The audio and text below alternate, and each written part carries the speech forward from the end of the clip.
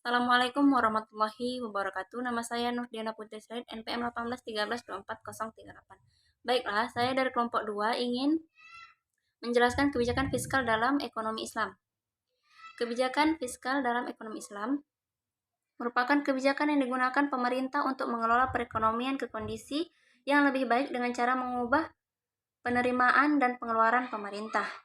Kebijakan fiskal dapat juga diartikan sebagai tindakan yang diambil oleh perintah dalam bidang anggaran belanja negara dengan maksud untuk mempengaruhi jalannya perekonomian. Menurut Islam, ekonomi Islam pada dasarnya dibagi ke dalam 3 sektor utama, yaitu sektor publik, sektor swasta, dan juga sektor keadilan sosial. Sektor publik merupakan sektor perekonomian yang melibatkan peran negara. Yang dimaksud dengan sektor publik ini juga dapat dianggap sebagai sektor fiskal.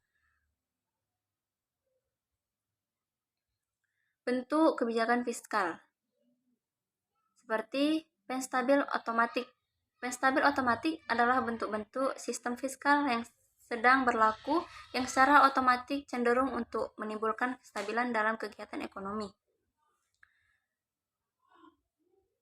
Dalam suatu perekonomian modern, penstabil otomatis terutama adalah sistem perpajakan yang progresif dan proporsional.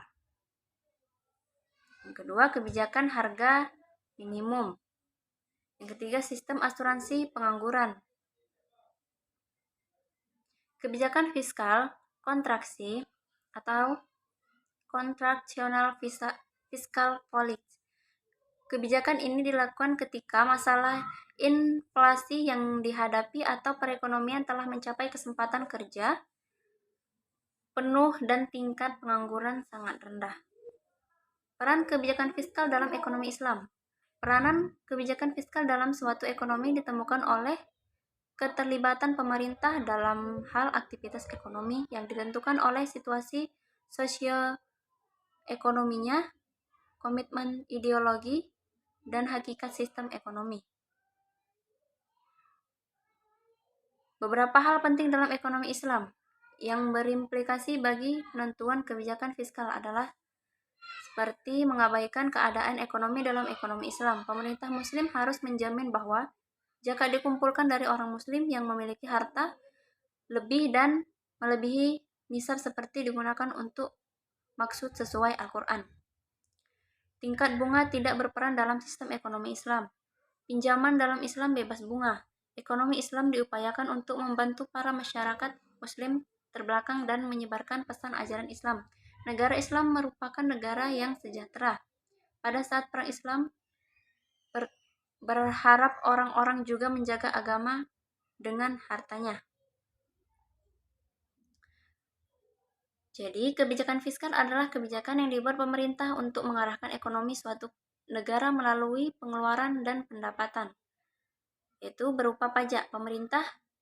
Kebijakan fiskal dapat dibedakan kepada 2 golongan, penstabil otomatis dan kebijakan fiskal diskresioner.